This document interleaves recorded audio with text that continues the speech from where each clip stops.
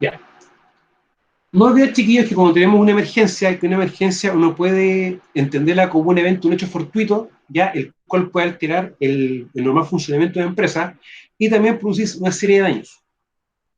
Nosotros no podemos prevenir que ocurra o prever que pueda ocurrir una emergencia, ¿ya? Pero sin embargo, nosotros sí que lo que podemos hacer es tratar de definir bien claramente la emergencia, ¿ya?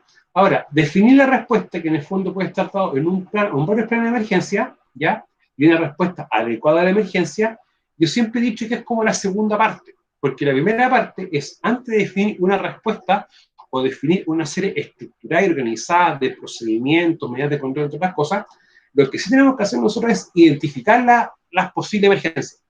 Nunca olvidar aquello. Si tenemos cualquier accidente que puede originar un accidente fatal por dos causales o grave en sus siete clasificaciones distintas, o en sí es un alto potencial de la consecuencia que puede originar, automáticamente para nosotros va a ser un candidato a definirse una respuesta para la emergencia. Aunque en la práctica, si tenemos un accidente fatal o grave, automáticamente ese es candidato, sí o sí, para poder definir una respuesta en función de lo que nos estipula la misma normativa legal, ¿ya? Ahora, siempre identificar las emergencias presentes mediante una matriz de identificación de emergencia. Nunca olvidar revisar nuestros trabajos, revisar nuestra propia matriz de riesgo, entre otros elementos, para así poder tener identificado claramente las emergencias. Ahora, nunca olvidar tampoco que pese a que dentro de las potestades del empleador no está, por ejemplo, el decir que una emergencia pase o no pase, sin embargo, él tiene que proporcionar los medios adecuados para una respuesta y también para la evacuación, ¿ya? Eso también tenemos que tenerlo bien claro. Cuando uno empieza de una forma u otra a ver un plan de emergencia en sí, como lo hemos visto en las otras clases, el decreto 1594 quizá no me define la estructura en sí de un plan de emergencia, ¿ya? Eso hay que tenerlo bien claro, no me define estructuras, me define ciertos componentes y hace especial énfasis en la evacuación, ¿ya? Y de hecho ustedes se dan cuenta que una de las importancias o elementos bien importantes es la evacuación en sí. Razón, motivo para que las personas que tengan que dar respuesta participen. Si tiene que llegar a un grupo externo a dar respuesta, puedan trabajar de manera adecuada, ¿ya?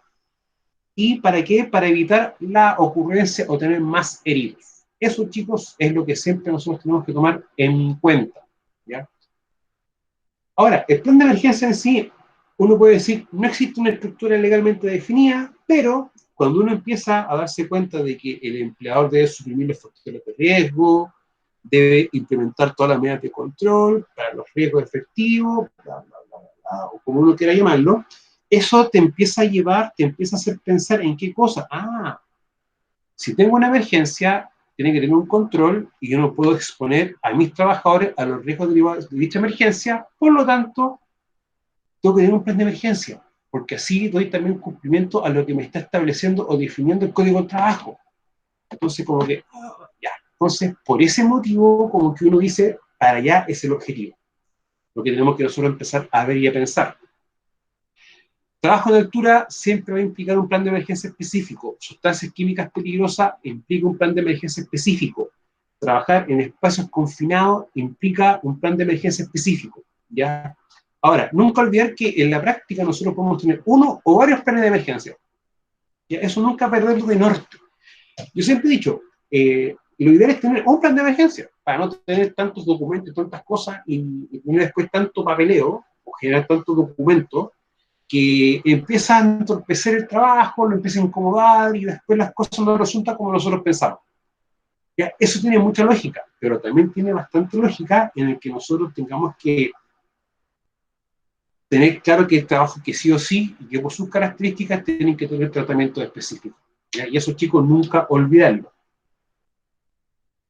Bueno, el 594, las condiciones generales de seguridad, ya que esto también se complementa mucho con lo que estipula o lo que dice por la Ordenanza General de Construcción y Urbanismo, ¿ya? En el fondo, chiquillos, la Ordenanza General de Construcción y Urbanismo nos hace también referencia a los usos y lo que podemos y no podemos hacer en cuanto a los usos, para la redundancia, de alguna infraestructura, ¿ya? O sea, eso también hay que tener en cuenta, que la bodega no puede estar en un subterráneo, en un segundo piso, y así sucesivamente, para poder tomarlo desde esa perspectiva.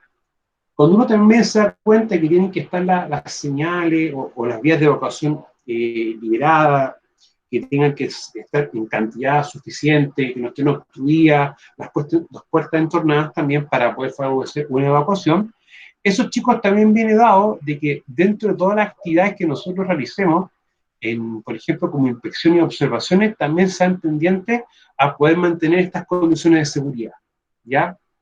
Ahora, también dentro de lo que es las prohibiciones que uno tiene que establecer siempre es el no uso de elevadores cuando tenemos una emergencia, ¿ya? Para no agregar una emergencia más. Eso también le va a pasar y le va a pasar mucho.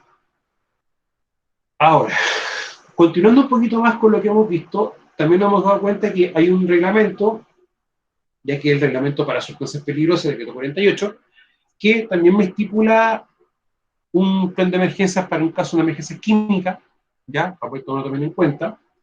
Y la norma chilena 436 ya es, pese a que no es un documento obligatorio para nosotros, porque no hay ninguna ley que nos obligue o nos direccione a usarla. Un ejemplo de cuándo yo tengo que utilizar una norma chilena, sí o sí, es cuando el 594 me hace referencia a los listados para sustancias peligrosas, por ejemplo. Ahí tengo que utilizar una norma chilena que es la 382. El mismo reglamento para almacenamiento de sustancias peligrosas me dice, para la hoja de datos de seguridad tiene que utilizar tal norma chilena, la 2245, por ejemplo. Ahí, como esos cuerpos legales me direccionan a la norma, ok, la utilizo, de esa perspectiva, ¿ya? Pero en la 436 no hay nada que nos marque, que nos lleve a eso. Ahora, hasta un punto, porque cuando uno empieza a revisar sus contenidos y hacer la comparación con cuerpos legales, lo que dice tampoco es descabellado, es ilegal, ¿ya? O sea, para tomarlo en cuenta, o sea, lo que hice, por ejemplo, en relación con el código de trabajo, o que si tengo un trabajador y lo voy a hacer un cambio de puesto de trabajo que implique riesgos distintos, de hacerse un examen ocupacional para los riesgos del puesto de trabajo que él va. Y eso, si nos dimos cuenta nosotros, no lo invento yo, lo establece en el código de trabajo. Hay varios elementos de su cuerpo legal que están en el fondo validados y dados por las distintas cuerpos legales nuestros, ya para también tomarlo en cuenta. Entonces, de una forma u otra, lo que uno revisa de la 436, a nosotros chicos nos da nociones de un plan de emergencia, o más o menos para qué, cuáles son las emergencias, por ejemplo, en caso de siniestro tal como incendio, sismo, emergencia química o tóxica, inundación, el tema de los roles, un organigrama dentro de un plan de emergencia o que este deba tener, también los coordinados de emergencia, nos habla, por ejemplo, de los simulacros, que tenemos que hacer por lo menos una vez al año, y que nuestro plan de emergencia también tenga que estar una copia del presente para una empresa, por ejemplo, o sea, pero para los bomberos, carabineros y ambulancias, ¿ya? Ahora, hay una norma española, la 393, que es el Real Decreto que nos establece todos los planes de autoprotección. Yo me estoy yendo por otro lado, pero con unos objetivos que ustedes lo puedan comprender bien. Cuando yo les nombro, hago referencia a esa norma, lo hago de una forma bien puntual y específica. Esa norma española me habla que si yo tengo un plan de emergencia, debo también contemplar las emergencias que están alrededor de mi lugar de trabajo. Y si mis emergencias pueden afectar a la comunidad, también tengo que darles avisos a ella, ¿ya? Entonces, eso también, chiquillos, de una forma u otra, si nosotros tenemos emergencias complejas, al tener, por ejemplo, manipulación de productos químicos, es importante también que la comunidad sepa, ¿ya? Para, por ejemplo, si hay algún incendio o un derrame o un vertimiento de alguna sustancia que pueda causar daño a ellos, de una forma u otra, uno también les puede avisar para que ellos también puedan hacer una evacuación del lugar. O sea, uno también tiene que ser responsable con respecto a aquello. Cuando uno ya empieza a ver un plan de emergencia, por ejemplo, uno hace casos o cosas ficticias, hay un ejemplo en concreto que es cuando uno quiere estimar los tiempos de llegada, por ejemplo, de un equipo de respuesta, por ejemplo, bomberos o ambulancia. Bueno, si estuviésemos en el centro, la ambulancia tiene dos formas de poder llegar al centro, por el puente Brasil o por la entrada norte. pero también estima los tiempos de respuesta. Eso es importante tomarlo en cuenta, ya los tiempos en que se podía llegar a demorar un equipo de respuesta, un equipo de emergencia. Pero netamente, como para ese tiempo que se demora, ayudarnos a nosotros, por ejemplo, a habilitar nuestra infraestructura. ¿Qué significa aquello? Dejar a una persona puesta en la puerta para que les diga dónde tienen que ir específicamente, o dejar para que puedan abrir todos los lugares, para que puedan tener un acceso más cómodo, en el caso, por ejemplo, si fuese una ambulancia o una camilla. Entonces, esos chicos también es bien importante y decidor. Ahora, nosotros también podemos pasarnos dentro del estándar 88001 o el que lo va ya a reemplazar en un tiempo más, que es la famosa ISO 45001, para poder también estructurar, por ejemplo, un trabajo con respecto a la emergencia. Desde que nos ayuda a definir un procedimiento para la emergencia hasta los simulacros, por ejemplo. Todo eso los orienta a llegar a aquello. Ahora, para mí lo importante también es que nos da una definición más concreta, más clara de lo que es una emergencia. Y en este caso, documento que establece las acciones específicas de control que llevan a cabo cuando surgen situaciones de emergencia. Pueden existir distintos planes según el tipo de emergencia, entre otras cosas. O sea, les puede pasar que una empresa chiquitita tenga un plan de emergencia y contemple todas las emergencias. Pero va a ser distintos casos si tenemos una empresa de transporte, una empresa, por ejemplo, que se dedica al limpiado de vidrio en edificios, hasta incluso un supermercado. Va a tener que tener planes ya más específicos, ¿ya? Uno siempre puede decir, tengo un plan de emergencia, o tengo, por ejemplo, un compendio, o tengo procedimientos de emergencia, etc. ¿Ya? Pero lo más común es decir que tengo un plan de emergencia, y ahí adentro tengo los distintos procedimientos en función de lo que sea, lo que yo tenga que hacer. Lo importante de esto es que siempre un plan de emergencia tiene que tener una estructura o contenidos que desarrollen o sean tendientes a esto, ¿ya? Bueno, lo que yo, como les comentaba la clase pasada, esto viene a poder ayudar que al ocurriendo una emergencia ya mayor o masiva, como una aluvión, por ejemplo, no nos preocupemos que si se llega a perder alguna documentación, no preocuparnos que esta se pierda, sino que preocuparnos que ya tenemos un respaldo o digitalizado en un medio electrónico, ya también para poder tomarlo en cuenta. La evacuación, chicos, siempre hay que tomarla bien en consideración, más en específico si tenemos vías verticales, no, horizontales y verticales, ¿ya? Si tenemos, por ejemplo, un sentido, o tenemos algo como un edificio de 2, 3 o más pisos. Eso también a rato hay que entenderlo de que puede generar dificultades a la hora de poder pensar, por ejemplo, una correcta evacuación. Para poder también tomarlo en cuenta. Bueno, identificación y evaluación de planes de emergencia, y en función de estos dos, yo recién puedo elaborar los planes de emergencia, ¿ya? Ahora, como lo hemos visto antes, las emergencias se pueden evaluar cuando ya son de origen natural, o sea, no humano. Podemos evaluarlo de una manera de cualidades, ya con la evaluación de emergencia en función de desastre, que es una metodología, y lo otro, que para generar una evaluación que no sea muy distinta, muy diferente de nuestra matriz de riesgo, también se puede hacer con un BEP. ¿Ya? Esas dos formas sería lo más correcto. La última, para mí, el BEP es un poco más subjetivo, no es tan real, porque muchas veces de manera teórica es como muy difícil definir una consecuencia, por ejemplo, un incendio. O sea, va a depender de qué se está quemando, dónde hay un incendio, cuál es la cantidad de carga que se puede llegar a combustionar, si es eléctrico, químico, entre otras cosas. Entonces, para mí a veces es como un poco más difícil de poder vislumbrar o tener más claro versus un accidente, porque una caída de altura, nosotros sabemos que la mayor consecuencia puede ser la muerte. Entonces, hay veces que hay ciertas estructuras que pueden ser más sencillas de poder ver. Bueno, construimos nosotros el plan de emergencia, luego hay que revisar y mejorarlo, ¿ya? Y también hacer distintos simulacros de situación de emergencia y poder ver un informe técnico de un simulacro y una emergencia real. O sea, es como llega un informe de cómo se actuó ante una emergencia, o también cómo puedo hacer un informe de cómo ocurrió o cómo realmente fue la emergencia. Ahora, esto que usted repetido, chicos, yo le insisto, es bien decidor el poder tomar en cuenta la 436, chicos, ¿ya?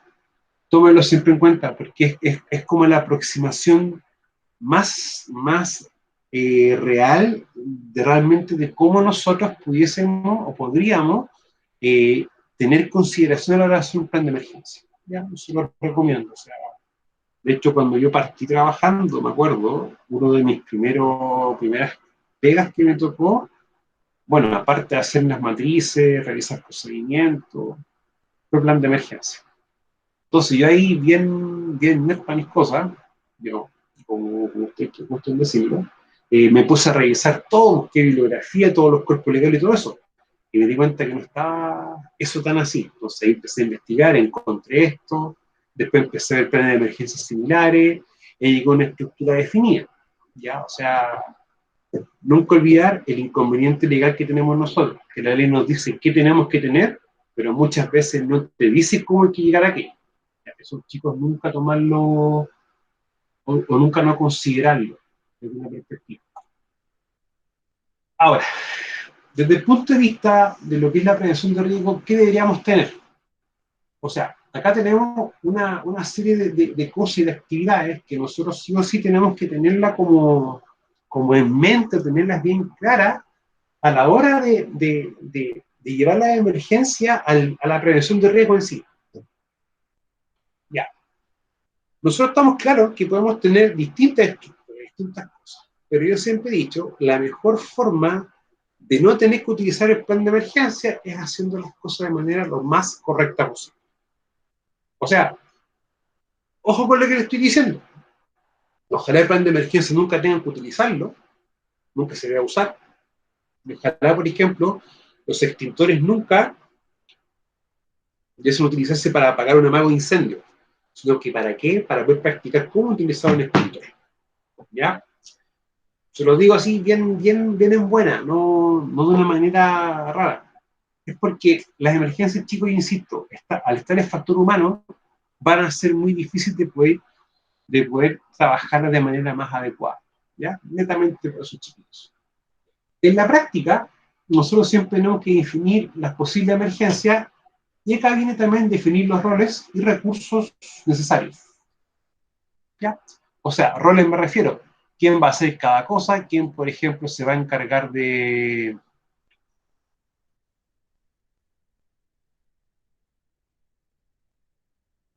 por ejemplo, a ver, volviendo a esto, ya. ¿Quién se va a encargar, por ejemplo, de poder evacuar o dar el aviso que hay que evacuar a los trabajadores? Uno. Dos, ¿quién se va a encargar, por ejemplo, de llamar a la ambulancia, de llamar al cuerpo bombero? ¿O quién se va a encargar, por ejemplo, de avisarle a la familia del trabajador que está accidentado? ¿Quién va a verificar, por ejemplo, que esté toda la documentación necesaria? ¿Para qué? Para poder tramitar el pago, o sea, que el seguro esté, por ejemplo, dando las prestaciones. Uno tiene que definir varios roles. Ahora, los recursos, que en el fondo viene a ser también uno, que es dinero, y dos, que es tiempo, y tres, que es el más importante, para mí va antes que el dinero y el tiempo, que el personal humano, el recurso humano. Y lo digo bien sinceramente, porque para mí es más importante es porque son las personas que primero que todo tienen que dar la respuesta o ver cómo se da la respuesta con una emergencia, y segundo más importante, que lo que ellos puedan dejar de hacer o hacer mal o de manera incorrecta va a propiciar la generación de una emergencia. ¿Ya? Ahora, eso va a pasar. La emergencia es temporal, pero la respuesta a la emergencia es lo necesario. Cuando uno también habla de los recursos, uno tiene que ser bien concreto en decir, ok, estos recursos son necesarios, pero ¿para qué? Por ejemplo, para poder capacitar a las personas. Primera instancia. Es lo primero.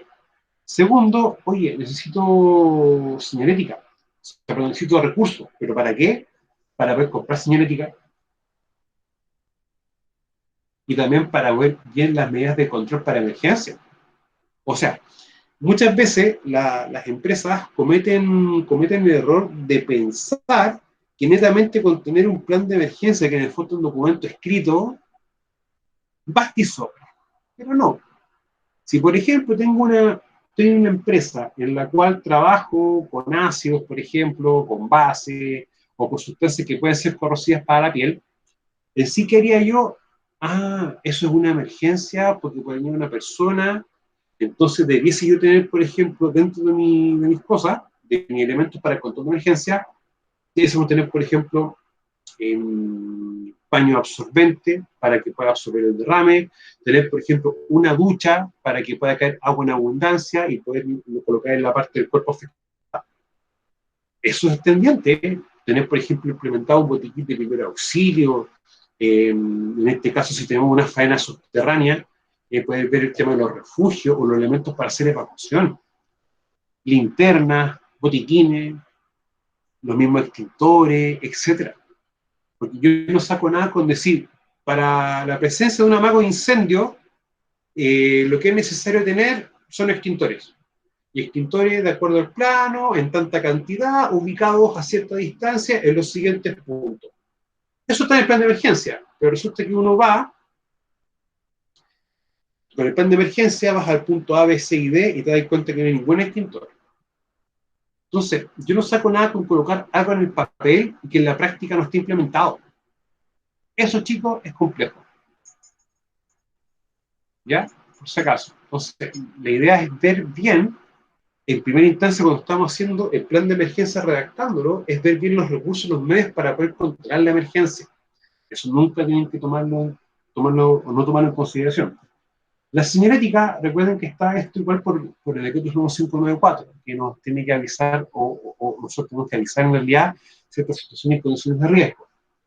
Bueno, diseñar e implementar protocolos para la evacuación de los ocupantes. Para mí, como el uso más correcto del concepto protocolo. Siempre nunca olvidarnos de si tenemos personal con movilidad reducida, por ejemplo, ¿ya?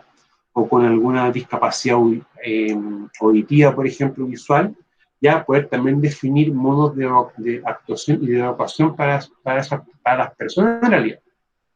Vamos a diferenciar, no diferenciémoslas por,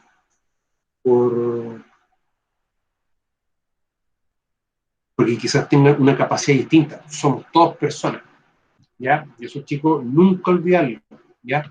Ahora, a mí siempre me ha preocupado mucho cómo vamos a hacer siempre la evacuación con estudiantes, con niños con capacidades distintas, específicamente con movilidad reducida. Ya eso es como bien, como yo siempre lo tomo como un desafío.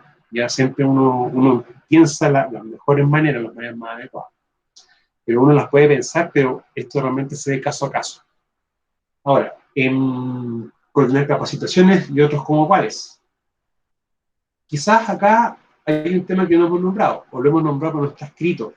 Inspecciones, chiquillos, constantemente a las instalaciones. Eso nunca olvidarse. Inspecciones, revisar los extintores, capacitar al personal en cómo se revisa un extintor. Ya, y a esos chicos le va a pasar algo. No, jefe, si lo moví, lo levanté y está pesado, está bueno. Entonces, como que, oye, pero eso tiene polvo y aire. Y son tan livianos ambos que cuando tú lo tienes vacío y lleno, la diferencia es muy mínima. O sea, hay formas y formas de poder revisar un extintor. Se los menciono para que no tengan inconveniente. Ahora, descripción de contenidos o descripción de contenido de un plan de emergencia. Profe, una consulta. Adiós, dígame. Usted, acá mismo nosotros vamos a hacer talleres respecto a ese, a cómo se revisa, cómo se manipula todo eso, de extintores al menos. Mira, por lo menos lo que es la revisión sí. Ya. Terminó la cuarentena, independiente de que eso igual corresponde a la unidad 2. Pero terminó la cuarentena, yo pudiendo volver a la universidad, les voy a hacer un video, una cápsula específica de cómo se revisa un extintor. Ya, y esa forma es casi genérica, ¿cierto? ¿O va a depender del extintor? Prácticamente genérica. Ya. Prácticamente genérica. Mira, ¿con qué extintor sí pudiesen tener un poco más de cuidado? Son con los de nitrógeno, que los de nitrógeno son de un color plateado el envase, ¿ya? Sí. Y el nitrógeno tiene una característica que cuando está en contacto con la temperatura del aire ambiental se vuelve extremadamente frío, a nivel que puede congelar algo. Claro, y produce quemaduras. Ojalá fuera solamente quemadura, Rodrigo. Ya. Produce efecto, de hecho te puede congelar los dedos de la mano. Por eso se utiliza, es uno de los pocos extintores que al ladito tienen un gabinete con guantes para utilizarse. Y de hecho el tubo tiene un recubrimiento completo para cuando tú lo agarras con el guante. Y el otro extintor, Rodrigo, que es bien complejo, solo de CO2. Esos, ¿tú cómo los diferencias? Primero, por el tubo. El tubo es bien delgado y bien largo. Y el sifón, que es la estructura de plástica que está conectada al tubo, es también bien largo, pero es como rectangular. Ya. ¿Ya? Y trata de direccionar como, no es tubular, al ser rectangular es como más chico el cono, más dirigido. ¿Ya? Entonces, esas son como las diferencias. Ahora, la diferencia en la revisión de esos extintores de uno de otro, mira, lo de CO2, nitrógeno versus los demás, los de PQS, polvo químico seco, que es el estándar que tú encontrás desde los vehículos en todas partes, Sí. es básicamente en revisar ciertos parámetros, ciertas cosas, y lo otro es cómo tú los manipulas. Netamente eso. Te lo digo así, porque el de CO2, la base prácticamente no es como algo tubular, completo, no tiene como un descanso como esta punta, por ejemplo, que queda así. De Ya. hecho, este es mi nadador. ¿Ya? Entonces, es liso, es un tubo, por lo tanto, siempre va a ir colgado. A diferencia de un extintor que cuando se rompe la base, se coloca en el suelo, etcétera. ¿Ya? Pero hay diferencias, sí, pero hay diferencias puntuales. Ahora, donde podemos también tener otra diferencia son en los extintores, pero de carro. En el fondo son unos extintores con ruedas, que son básicamente de 50, 60 hasta 120 kilogramos. Ya, sí se lo he apreciado, sí. Entonces, la diferencia en eso viene dado como tú revisas, por ejemplo, todo el sistema de la manguera, cómo revisas toda la unión, en este caso el medidor de presión, ahí podemos tener diferencias. Y lo otro importante es también ver bien cómo se utiliza el extintor. Porque un extintor mal usado y perfectamente puede matar a una persona. En serio. En serio. Pero eso vamos a tener que verlo cómo lo estructuramos. Pero lo vamos a hacer, Rodrigo. ¿Ya? Ya, profe. Yo apenas Gracias. pueda, pues, apenas podamos volver a la U, ahí vamos a ver ese tema. ¿Ya? Para que no se preocupen por aquí. Ya, entonces chicos, tenemos la estructura según la 8.1, que identificación, elaboración, revisión y mejora del procedimiento y los simulacros de emergencia, informe técnico. ¿Ya? Esto es como un punteo, pero de las ideas generales. Ahora vamos a empezar a trabajar un poco más los detalles. Bueno, la identificación y evaluación de posible emergencia se identifican y evalúan las situaciones de emergencia que podrían enfrentarse en el área. ¿Ya? Yo siempre recomiendo, si tengo un set de oficinas y un taller mecánico, me dedico a hacer un procedimiento para las oficinas y uno pues separado para el taller mecánico, porque vamos a tener riesgos distintos. Eso nunca olvidarlo, ¿ya? Ahora, la evaluación para determinar la emergencia en cada repartición es realizada de acuerdo a la metodología indicada en el procedimiento de identificación de peligro, de evaluación de riesgos, determinación de controles, específicamente en el criterio para la evaluación de riesgos. O sea, que es más o menos lo que tenemos acá nosotros. Y aquí también lo hemos visto un poco antes. O sea, tengo la emergencia, los riesgos asociados a la emergencia, hago el cálculo de un BEP, de un valor esperado de pérdida, ¿ya? Ojo, esta tabla o esta forma de evaluar queda al criterio de cada uno, ¿ya? O sea, yo como empresa decido hacer algo, yo lo decido, ¿ya? Porque mientras no haya una metodología que esté validada o que esté eh, definida por un cuerpo legal, eso lo dejamos a decisión nuestra. Ahora, lo que sí es importante, fíjense en esta tablita, planes de emergencia existentes y propuestos. Puede que nosotros tengamos una emergencia y esta emergencia tenga algún control, tenga algún plan de emergencia previo. O quizá identificamos una emergencia y vamos a tener que hacer una propuesta de plan de emergencia. Y eso pasó mucho con los primeros aluviones en Copiapó. Bueno, había registro histórico de que eso había ocurrido en el 1900, entre el 1800 y todo lo demás, pero no se pensó mucho en eso. Y cuando ocurrió el primer aluvión, ya se tuvo que empezar a definir una serie de estructuras, como por ejemplo cuando ya había declaración por parte del Estado de que iba a ocurrir alguna emergencia, algún evento, hay que tomar alerta temprana preventiva y en función de esto organicemos la empresa, o sea, saquemos el personal que no es esencial, ya vamos quizás a colocar diques de contención, o quizás vamos a abrir ciertos lugares para que el agua y el barro pasen y no afecten la instalación. Eso también, ojo, puede ser una propuesta de emergencia. Ahora, para identificar la emergencia, ya, hay un tema que yo no he conversado con ustedes, yo no le he contado mucho. Nosotros desde el punto de vista ambiental, cuando queremos ver la... No, ahora que aparece no se preocupe. Mientras se conecte y después del video, ningún problema. Cuando uno, por ejemplo, hace análisis ambientales o de riesgo ambiental o quiere ver si una zona puede ser impactada por algo, uno se hace una pregunta bien clara. ¿Y acá ha ocurrido algo? ¿Históricamente ha pasado algo? Porque, por ejemplo, en Serena, Océano Bimbo, cuando fue el tsunami, más o menos en 1900 y tanto, ocurrió uno, en 1800, 1700, 1600, no ocurrió distintos tsunamis. Entonces uno empieza también a ver un concepto que es famoso, análisis histórico. O preguntarnos, ¿qué pasó acá? Esos chicos es también una forma de poder trabajar esto de acá, para poder identificar posibles emergencias. ¿Ya? Esa pregunta, chicos, también uno se la hace cuando uno está haciendo las matrices de riesgo. Oye, yo acá han tenido accidentes, y dicen, sí, hemos tenido una caída, un golpe, hemos tenido esto. Entonces uno del accidente va como en regresión hasta el peligro mismo.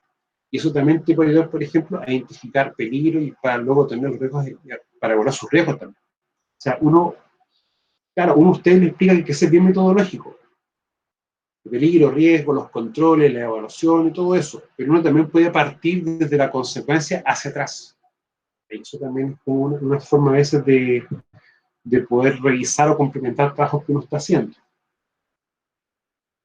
Bueno, como resultado de lo anterior, la jefatura ya citada nuevamente por la Sociedad de Sobreimpresión de Riesgo elaborar los planes de emergencia, los planes para respuesta ante situación de emergencia, que se han requerido en función del nivel de riesgo obtenido en la evaluación. O sea, si yo tengo un nivel de riesgo alto, en el cual la emergencia puede, por ejemplo, llevar a la ocurrencia de fallecimiento o muerte de personal, ok, tenemos que tener un plan de respuesta para que esta emergencia en sí, lo que dure, no tenga una afectación mayor al personal.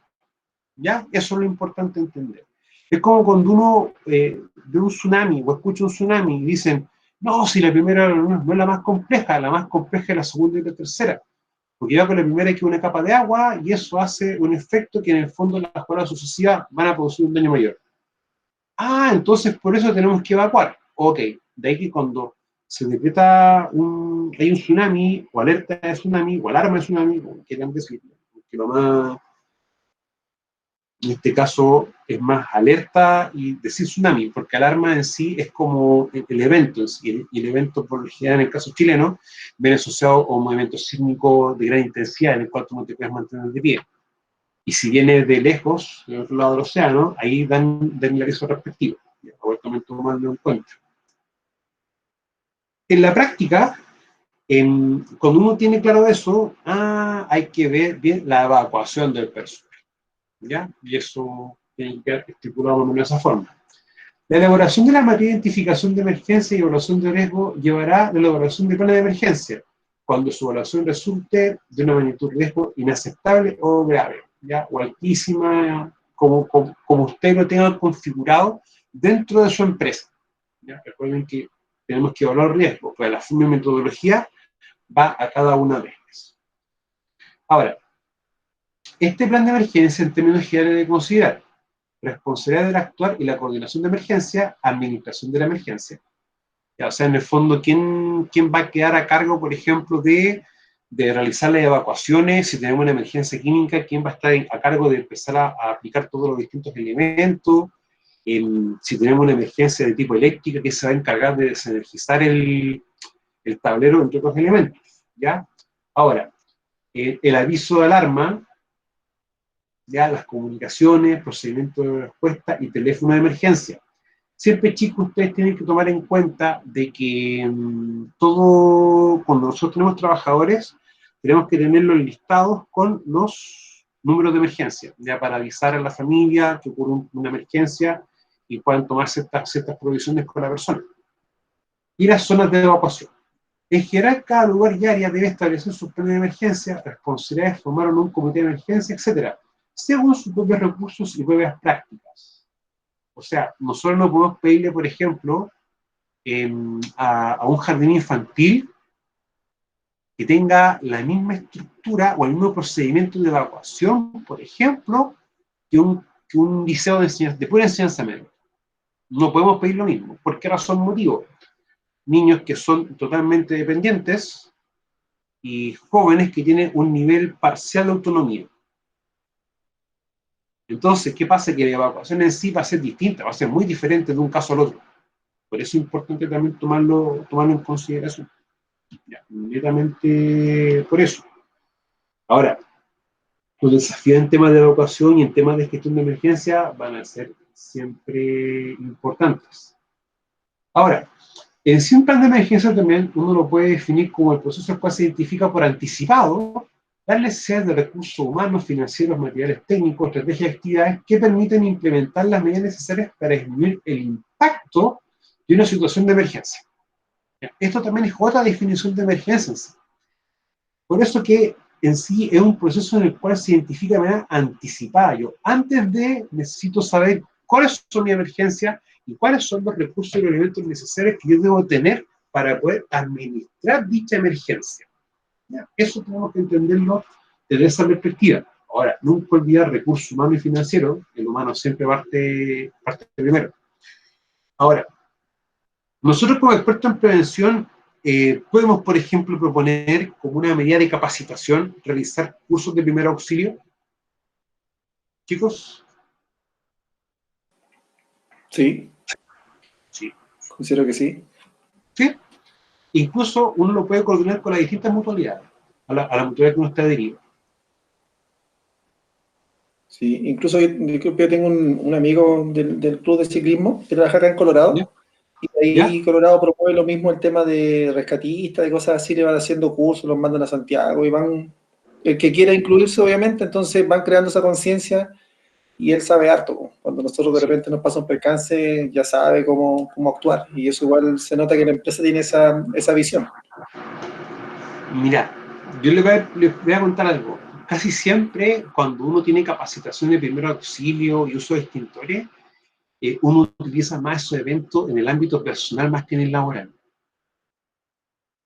Ya se los puedo explicar así, o sea, por ejemplo, a mí me tocó apagar una maldición en mi casa, cuando yo vivía acá, por ejemplo. Un colega me acuerdo que fue mordido por un animal, también tuvimos que aplicar primer auxilio ahí. Entonces siempre pasa eso. Ahora, Rodrigo tocó un tema bien importante, el tema de las brigadas. Me explico. Yo puedo ser brigadista, no lo discuto, ¿ya? Pero en la práctica, chicos, ¿cómo se llama? Hay que entender algo también. ¿Qué pasa si un brigadista se nos accidenta atendiendo una emergencia, chicos? ¿Qué pasa con eso? ¿Alguien sabe? ¿Alguno de ustedes tiene idea o noción de aquello? Hay premios si me responde alguien. ¿Rodrigo? No sé, o sea, me atrevería a decir que me imagino que va a tener atención de especial, porque estaba realizando algo fuera de su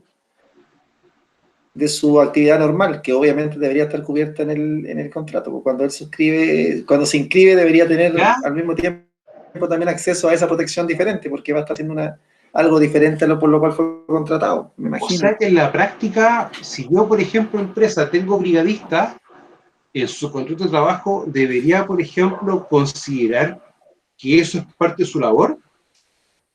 No, no, no. No lo considero así, pero creo que si la persona se suscribe a ser brigadista, debería tener protección de la empresa, una especie de fuero, por ejemplo, para ausentarse y al mismo tiempo también tener ¿Ya? ciertas condiciones de atención de salud, si pasara eso lo que usted señala. Ya. Justo lo que me respondiste que no, era correcto en sí. Ya, pasa lo siguiente, Rodrigo. No, y eso yo lo aprendí trabajando. Si yo tengo brigadistas, por ejemplo, o tengo personal, y imaginemos que estemos en la faena minera, y resulta de que hubo un accidente, pero ese accidente nos permite poder evacuar al personal. Y justo ahí tenemos nosotros, por ejemplo, un centro médico, un policlínico, y el enfermero, aparte, es chofer. Y está con su licencia para poder, ¿cómo se llama?, manejar ambulancia. Pero resulta que él, si va trasladando a una persona solamente como enfermero, su contrato no dice que es chofer de ambulancia. Entonces, ¿qué pasa? Claro. ¿Punto cuál es? Si yo tengo gente que participa en brigadas, debe tener un anexo de contrato que diga eso, que él es brigadista, porque así va a tener cobertura del seguro ante la ocurrencia de un accidente. Independiente que él no sea brigadista al 100% del tiempo. ¿Ya? Para poder también tomar en cuenta aquello. O sea, se los digo bien en serio, porque eso a veces les puede pasar algo que ustedes, por ejemplo, revisen toda la documentación de los trabajadores y de repente tengo un listado con los brigadistas, digo, ok, vamos a revisar los anexos de contrato para los brigadistas, y capaz que no los tengan. Entonces, por eso es importante tomar eso. Toda persona que esté en brigada de emergencia o de rescate, anexo de contrato para dar evento. Siempre. ¿Ya? Claro. Para que nunca lo Porque, profesor, porque a este mismo amigo que le digo yo, igual lo mandan, por ejemplo, lo han mandado a Santiago, y también ahí debería haber un accidente de trayecto, por ejemplo, si ni Dios quiera le pasara algo. Sí, y eso estaría cubierto en el anexo. No necesariamente por eso, porque si lo van a mandar a capacitar, ya recuerda que eso también va a estar cubierto, va a tener cobertura por el seguro. Todo el trayecto completo. Pero obviamente tendría que señalarse porque es un trayecto diferente al donde él va a prestar sus funciones. Exactamente, sí. Yeah. Exactamente. O sea, por lo general cuando te mandan a hacer curso de capacitación y todo lo demás, lo que la ley o el espíritu de la ley que tiene es que eso debiese ser dentro del área de trabajo. Incluso el empleador debe facilitarte todo el acceso y ni siquiera ver un descuento de tu remuneración. Sin embargo, hay capacitaciones que acá en ciudad de región y ciudad chiquitita no se hacen. No se hacen. Bueno, ahora con el tema telemático es más fácil. Pero, por ejemplo, cuando empezaron el tema de los protocolos MinSal, que le estoy hablando de esto, chicos, el año 2000, ya el fuerte en esto, en 2014, 2015 o 2013, yo tuve que ir a capacitaciones, pero a Santiago, no en regiones. Entonces hay temas con eso, ¿ya? Pero bueno, bajo ese punto de vista hay cobertura de seguro, Rodrigo. No es que, pero sí hay que ser ordenado y ver siempre los anexos de contrato. Siempre estar fiscalizando y revisando para que no quede en el aire el trabajador en ese aspecto. Sí. No, y aparte también va a ser complejo para la empresa. ¿Sí? Claro, sí. Sí, recuerden, chicos, que nosotros tenemos una función de ser asesores. ¿Ya? Y como experto en prevención, nunca olvidarse de la parte legal. ¿Ya? Esos chicos, recuerden, nunca olvidarse de aquello. Bueno, otra definición, chiquillo, plan de emergencia también, o decir, para también comprender la emergencia, situación que pone en riesgo inminente la integridad física y psicológica de los ocupantes del recinto y que requiere una capacidad de respuesta institucional organizada y oportuna a fin de reducir al máximo los daños potenciales. ¿Ya?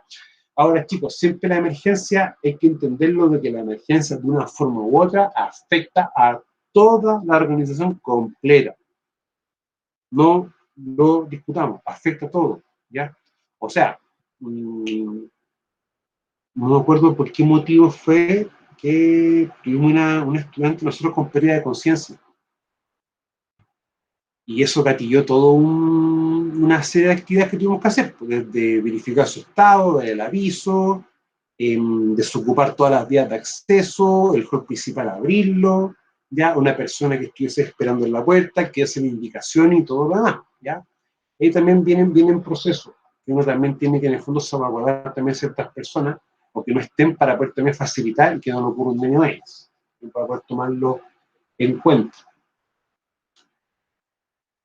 Bueno, Las emergencias, chiquillos, que uno siempre va a tener, y casi siempre en un plan de emergencia, bueno, el tsunami va a depender directamente y las inundaciones van a depender directamente de donde estemos geográficamente nosotros ubicados. ¿Ya? Eso tiene que tenerlo bien claro, geográficamente hablando. Ahora, incendios, explosiones, tsunamis, sismos, inundaciones, terrorismo, aventado, ¿ya? Esto por lo general se da o sea, en instituciones bancarias, por ejemplo, o en alguna universidad, que haya veces avisos de bomba, cosas así, ¿ya? Bueno, acá también faltó terremotos, por ejemplo, entre otros, ¿ya? Pero primero uno parte con esta estructura básica. Luego, chicos, vamos a tener que también tener distintos, como asociaciones con conceptos, ¿ya? Alerta, la alarma, por ejemplo, cosas así, porque en la práctica nosotros a veces, y siempre es así, va a ser así, no utilizamos el español de manera correcta. Tendemos a utilizar palabras y conceptos para lo cuales no son lo más adecuado utilizarlo, ¿ya? Pero eso, chicos, es un tema que uno también puede irlo trabajando en el tiempo. O sea, lamentablemente hay que verlo así. Y de hecho siempre ese tema del lenguaje a ustedes les va a complicar mucho a la hora de poder capacitar con los conceptos de peligro y riesgo. Y de ahí que todavía les cuesta un poco esos conceptos a ustedes, ¿ya? O sea, para poder tomarlo en cuenta. No estoy diciendo que ustedes sean malos ni buenos, estoy diciendo que hay un tema de mal uso del lenguaje, por si acaso, en el cual me sumo. Y más ahora con el tema del teléfono, el tema de los chats, uno acorta las palabras, utiliza palabras para cosas que no son. Simplemente no nos juntan. Bueno, alerta y alarma, chiquillo, son cosas distintas, ¿ya? Alerta para nosotros el estado declarado significa o indica mantenerse atento. Ejemplo de cada alerta se maneja información de un incendio cercano que puede comprometer un recinto y las fuertes precipitaciones que han inundado zonas muy cercanas a nuestro recinto, ¿ya? Ahora, la alerta del estado en sí y la alarma es la señal. Por eso es que uno, por ejemplo, escucha alarma de incendio, ¿ya? O escucha, por ejemplo, el sonido de la chicharra que tiene bomberos, por ejemplo. Cuando uno empieza también a ver temas de emergencia en las empresas, o en un colegio, por ejemplo, también, disculpen que chico que vuelva con el tema de los colegios siempre, pero para mí la prevención de riesgo es muy bueno cuando uno trabaja desde el colegio, incluso más desde el jardín hacia arriba, porque ahí uno empieza a generar la prevención de riesgo, pero como un valor, como un atributo positivo, ¿ya? Y lo hacen un hábito. Netamente, chiquillos, por eso. O sea, eso va a ser siempre así. Ahora, la alarma, chiquillo, y la alerta, en el fondo la alarma también me puede decir, oye, algo está pasando, hay que mantenernos alerta, ¿ya? La alerta también, el Estado, recuerden que las entrega cuando tenemos las alertas tempranas preventivas, para cuando hay un evento climatológico, entre otras situaciones. Ahora, es una señal o aviso sobre algo que va a ocurrir, suceder en forma inminente y está ocurriendo, por lo tanto, su activación significa ejecutar las instrucciones establecidas por una emergencia. Un terremoto o un sismo, un movimiento telúrico firme, fuerte, intenso. Recuerden que la diferencia entre un sismo y un terremoto es que el sismo es movimiento y el terremoto, el sismo es tan fuerte que tú no te puedes mantener en pie. En ese caso, el terremoto, uno puede decir que es la alerta y la alarma, como un 2 por 1, que va a indicar ambas cosas en paralelo, ya para poder también tomarlo en cuenta. Evacuación y vías de evacuación, y tenemos flujo de ocupantes, ¿ya? Vamos a partir por flujo de ocupantes chiquitos. Cantidad de personas que pueden pasar a través del ancho útil de una vía de evacuación, por un tiempo, por unidad de tiempo, pero en este caso personas por minuto. Y esto para nosotros es bien importante, porque uno dice, oye, pero entre más grande, más amplio el lugar, debo tener más vías, o más formas de salir. Porque, ¿qué pasa? Cantidad de personas que pueden pasar a través de un ancho útil. Y en este caso uno puede decir, por ejemplo, el ancho de una puerta, o también el ancho de un pasillo. Ahora, ustedes no conocieron, no sé si, bueno, ustedes muchos asumo que ustedes son de Vallenar, y que ustedes conocen, por ejemplo, el campus Ramírez, que es era el otro campus que teníamos nosotros acá en Vallenar, y que uno entraba y el segundo piso tenía como una especie como de piso intermedio, ¿ya? Y si eso estaba lleno y eso estaba ocupado, en el fondo el flujo de ocupantes se disminuía mucho, porque ese mismo espacio permitía que pasara menos gente, ¿ya? Es un tema tenerlo bien claro, o sea, y acá, por ejemplo, los anchos útiles en las casas es bien bajo, en el sentido de que el ancho va a ser el ancho de una puerta, que no son más de 90, 80 centímetros, o el ancho de una escalera o un pasillo, para poder también tomarlo en cuenta. Ahora, la evacuación y vías de evacuación, las vías de evacuación, chiquillos, son aquellas vías que estando siempre disponibles para permitir la evacuación, escaleras de emergencia, servicios o pasillos, para entre otros, ofrece una mayor seguridad frente al desplazamiento masivo que conducen a la zona de seguridad. ¿Ya? O sea, en este fondo, la vía va a ser el camino. El flujo de ocupantes va a ser como el ancho o la cantidad de personas que puede pasar por un espacio físico. ¿Ya? Y la evacuación en sí es el procedimiento obligatorio, ordenado, responsable, rápido y dirigido de desplazamiento masivo de los ocupantes de un recinto hacia la zona de seguridad de este, frente a una emergencia real o simulada. ¿Ya? O sea, son conceptos distintos, chicos, pero que a la larga van tendientes a trabajar juntos. Ahora, uno muchas veces, uno dice, voy a evaluar una evacuación. Evaluar una evacuación. Y la primera pregunta es, ¿y qué evalúo de la evacuación? ¿Qué hago? ¿Qué digo? ¿Qué reviso? ¿Alguien me puede hacer un comentario con respecto a eso, chicos?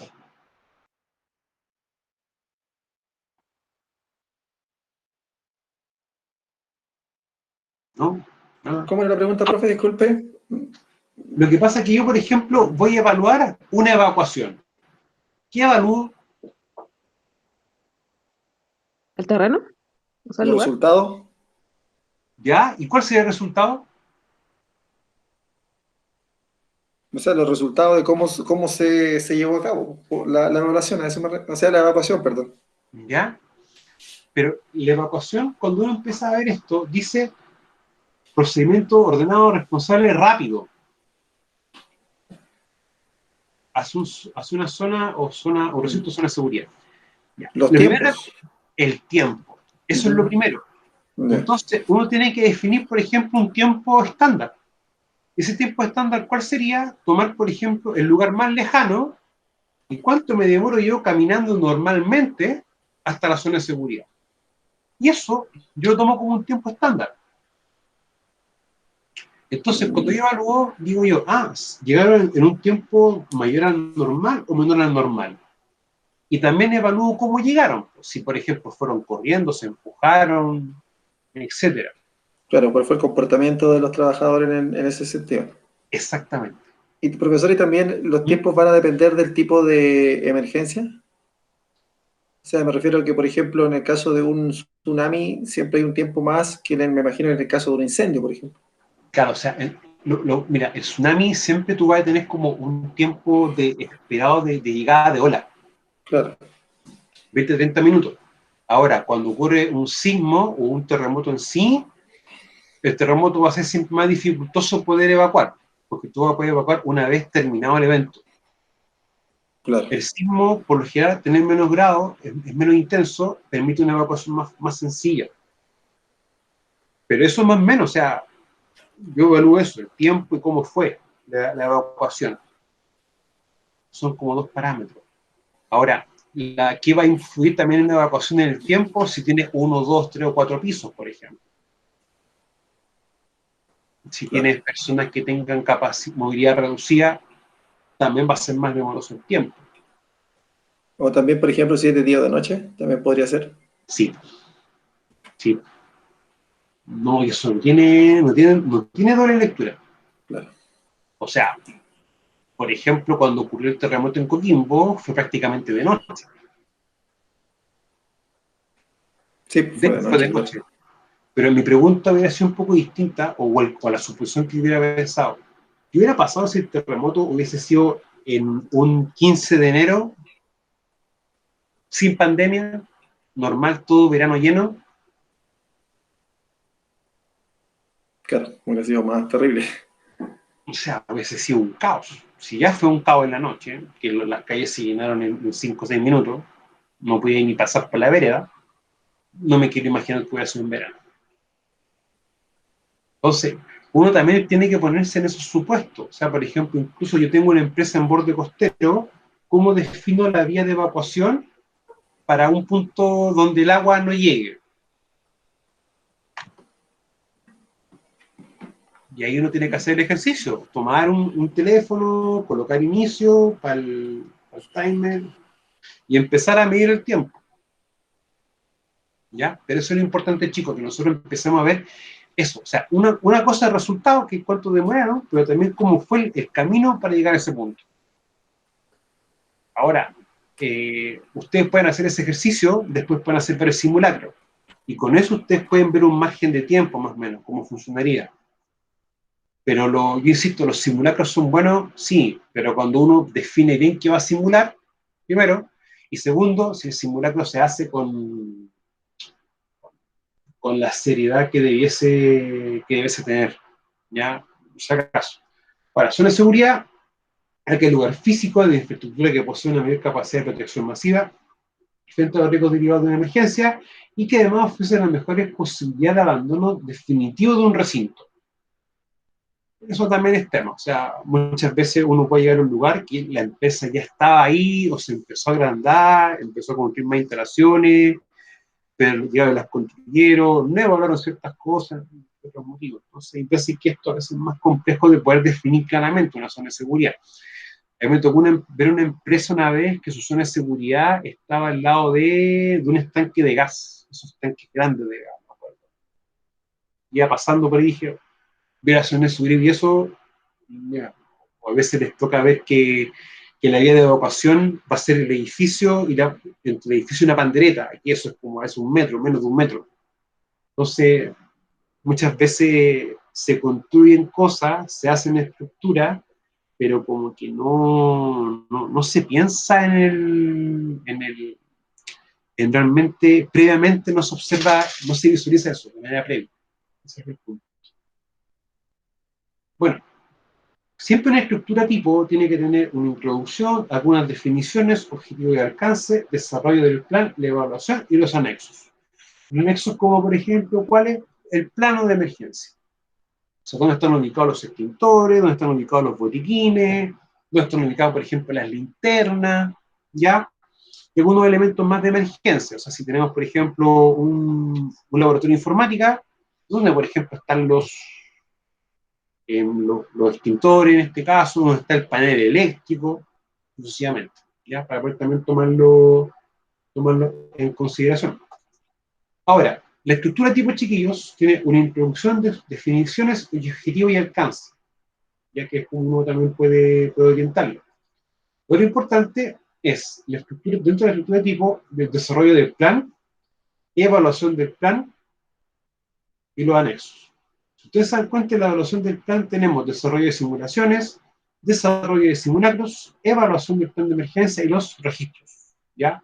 Ahora, dentro del plan tenemos, ¿qué cosa? Responsabilidad y nominación de responsabilidades, preparación de respuesta a emergencias, detección y comunicación de emergencias, equipamiento y programa de capacitación.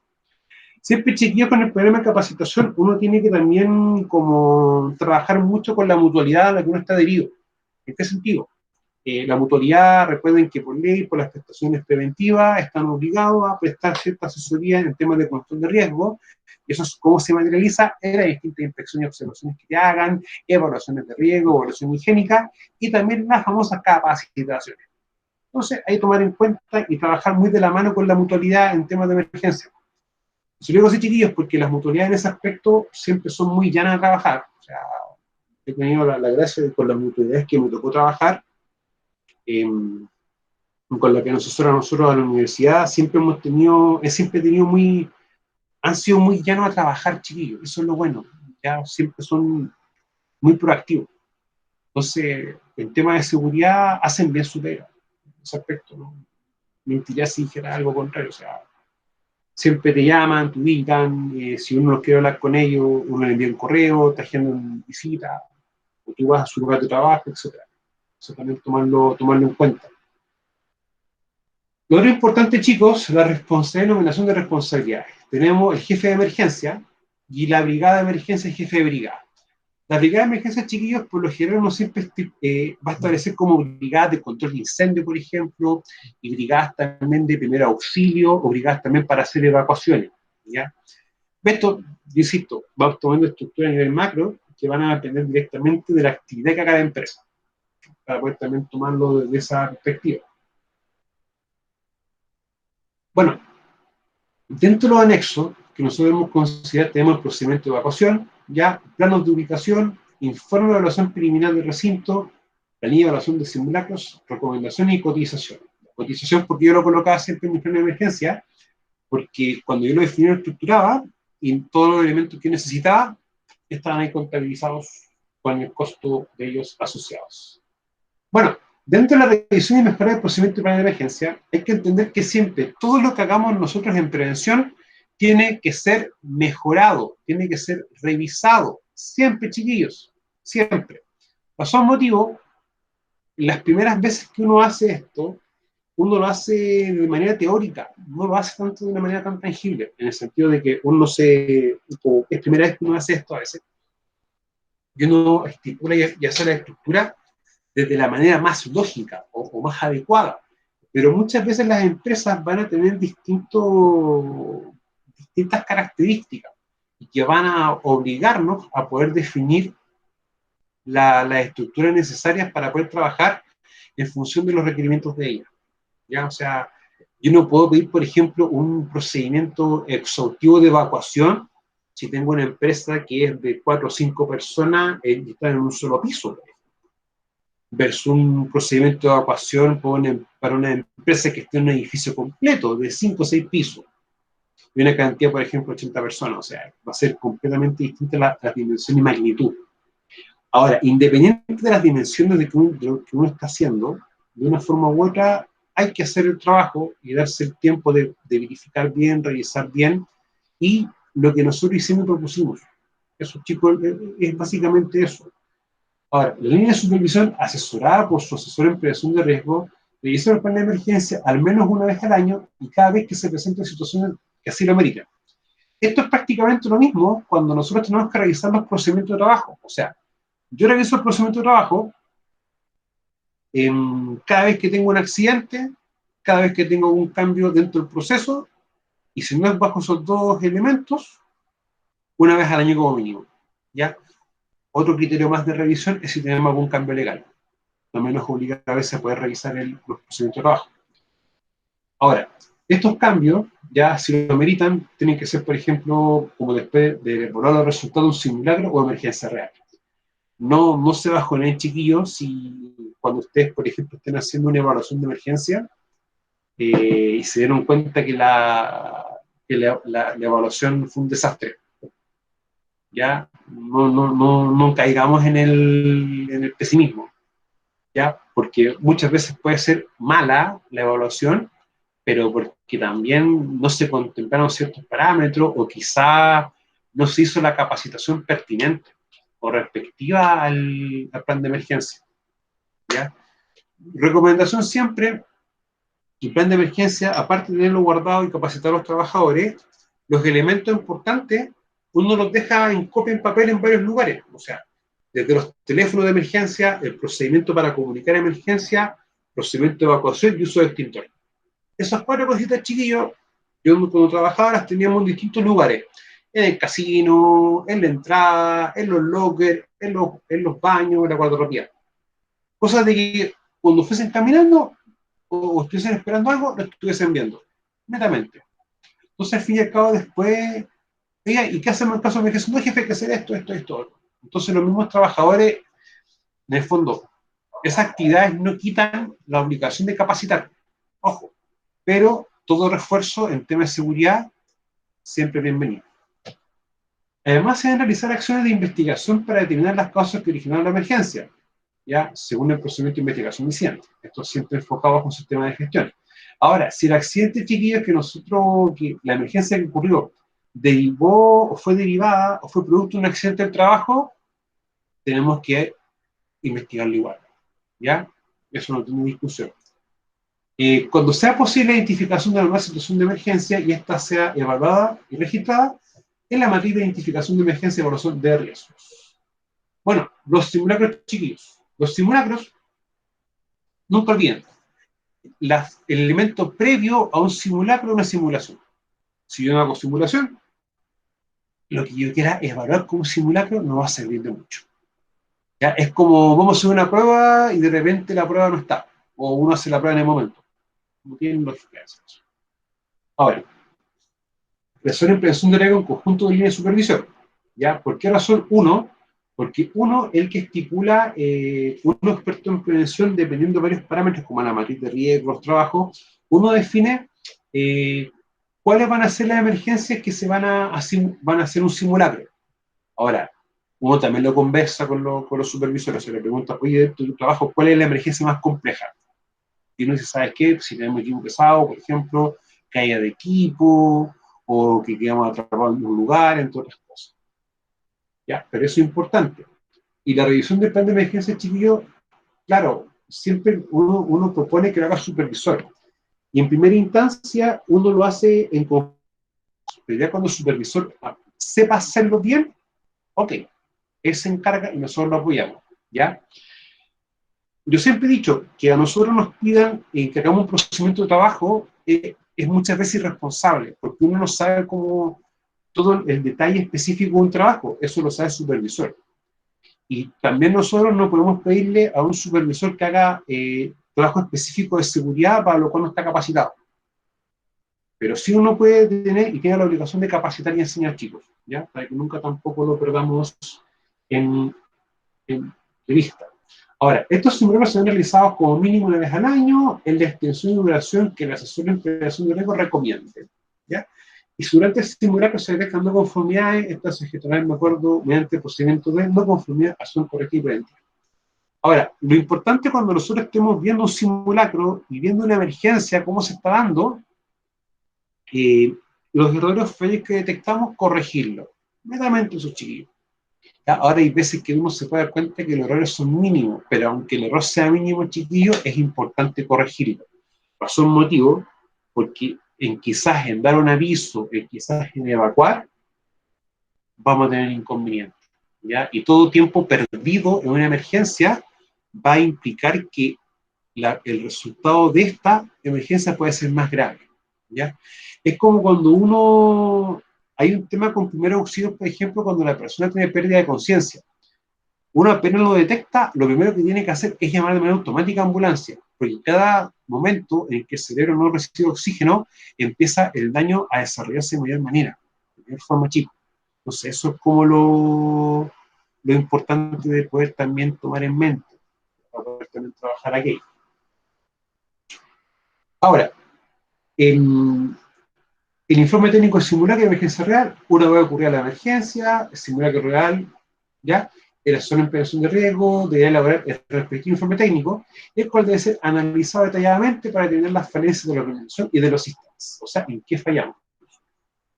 Y esto, dar el aviso de qué fue lo que falló para nosotros en concreto llegar a la mejora, chiquillo, ¿ya? Eso es lo importante.